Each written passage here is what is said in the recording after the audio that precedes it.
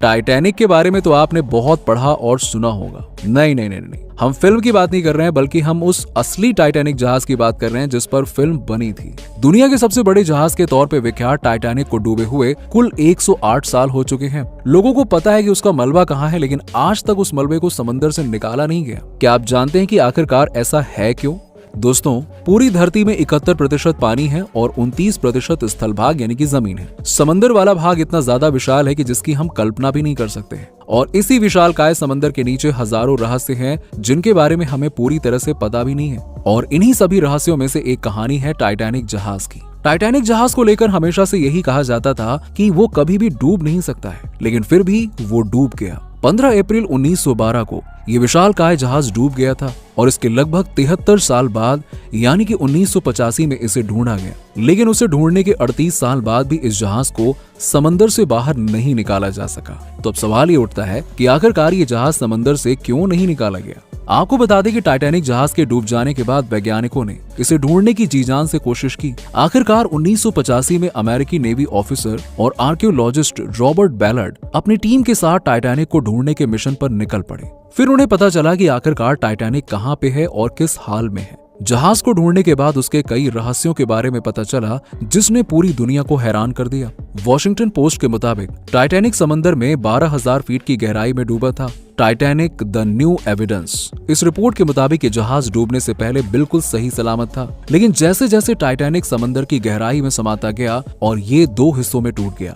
Report के मुताबिक Titanic iceberg से टकराने के बाद नहीं डूबा था, जहाज में आग लगने के कारण ये डूबा था। और खोजकर्ताओं को जब जहाज का ये मलबा मिला तो उन्होंने पाया कि जहाज में मौजूद कई सारी चीजें वैसी की वैसी ही हैं। जहाज को बाहर निकालने की बहुत कोशिश की गई, लेकिन वैज्ञानिक ये जान गए थे कि उसे बाहर निकाल पाना लगभग नामुमकिन है। लेकिन हाईटेक सबमरीन और पावरफुल मैग्नेटिक टेक्नोलॉजी की मदद से शायद उसे बाहर निकालने की कोशिश की जा सके, पर इन कामों में बहुत सी मुश्किलों का सामना करना पड़ सकता है, जिसमें सबसे बड़ा कारण है टाइटैनिक का वजन। इसका वजन करीबन 46,000 टन है, जो कि बहुत ही ज्यादा है। दूसरा कारण है पानी का दबाव, जो जहाज के वजन को कई गुना ज्यादा बढ़ा देता है। टाइटैनिक जिस जगह पर डूबी थी उसकी गहराई बहुत ज्यादा है, यानी कि 12,000 फीट। वहाँ चारों तरफ अंधेरा ही अंधेरा है, सूरज की किरण तक नहीं पहुँचती है, गुप्त अंधेरा छाया रहता है। समंदर की गहराई में तापमान भी 1 डिग्री सेल्सियस है और इन विपरीत परिस्थितियों का सामना करते हुए किसी भी इंसान का इतनी गहराई में जाना और फिर वहां से वापस लौट कर आना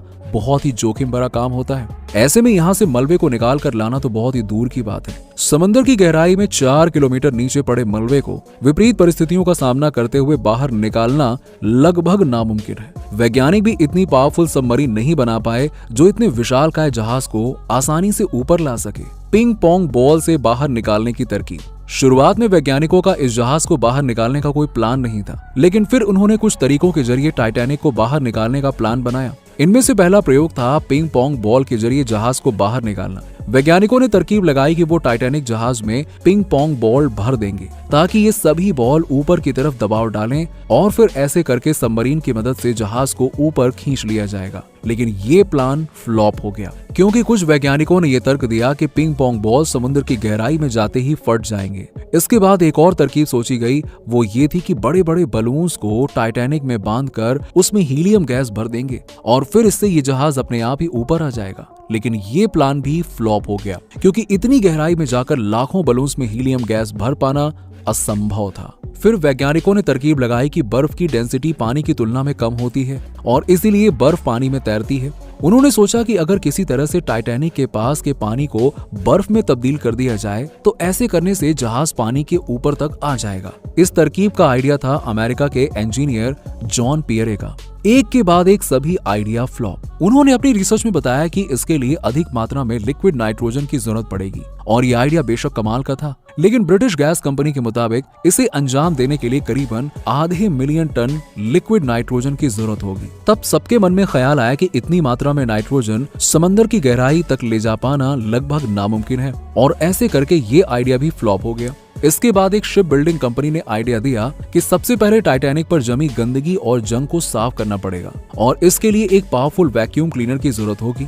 फिर टाइटैनिक को एक मोटी सी लोहे की जंजीर से बांधकर उसे एक सबमरीन से जोड़ना पड़ेगा जिससे उसे ऊपर लाया जा सके। लेकिन इस प्रोजेक्ट को अंजाम देने के लिए 20 मिलियन किलोवाट बिजली की आवश्यकता पड़ेगी।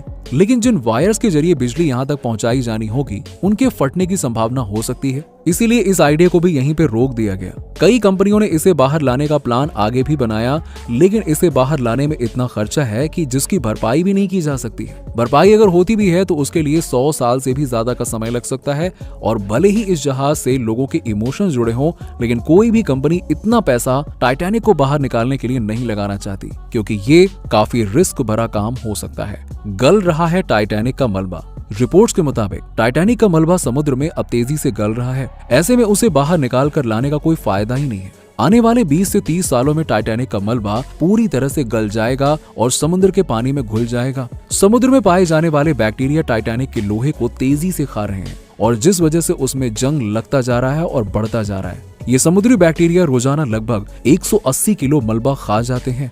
Yes, 180 kilo. ऐसे में टाइटैनिक की उम्र अब ज्यादा नहीं बची है, इसीलिए उसके मलबे को बाहर निकालना समझदारी नहीं होगी बल्कि बेवकूफी होगी। लेकिन वहीं एक बार फिर अटलांटिक महासागर में साल 1912 में डूबे टाइटैनिक जहाज हादसे को लेकर बातें हो रही हैं।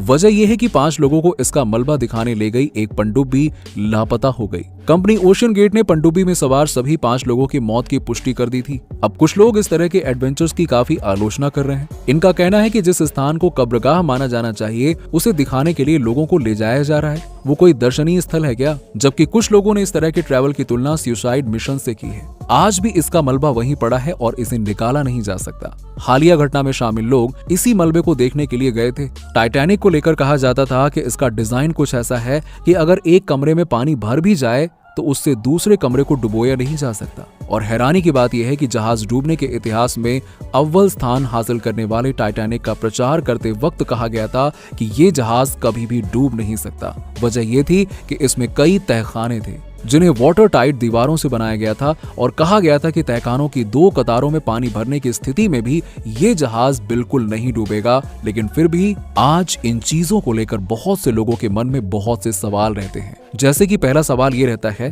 कि क्यों डूबा कभी न डूबने वाला टाइटैनिक? इस जहाज की टक्कर एक विशाल हिमखंड से हुई। उस वक्त ये तेज गति से अटलांटिक सागर को पार कर रहा था और हिमखंड से टक्कर लेने के बाद जहाज डूब गया। इसमें पानी भरा और जिन वाटर टाइट कंपार्टमेंट्स की दीवारों को सुरक्षित कवच माना गया था वो नष्ट हो गईं और करीब 5 वाटर टाइट कमरों में पानी भर गया। और ऐसा कहा जाता है कि उस वक्त का स्टील मजबूत नहीं था। जब जहाज की हिमखंड के साथ में टक्कर हुई तो उसका ढांचा बदल गया और दरवाजे बंद नहीं हो पा रहे थे। तो दोस्तों, ये थी वो वजह जिस वजह से टाइटैनिक के मलबे को आज तक नहीं निकाला जा सका। टाइटैनिक के इस मलबे के बारे में आपका क्या कहना है? नीचे हमें कमेंट सेक्शन में कमेंट करके जरूर बताइए और साथ ही इसी तरह के इंटरेस्टिंग वीडियोस के लिए चैनल को सब्सक्राइब करना बिल्कुल ना भूलें। मिलते हैं आपसे अगले वीडियो में।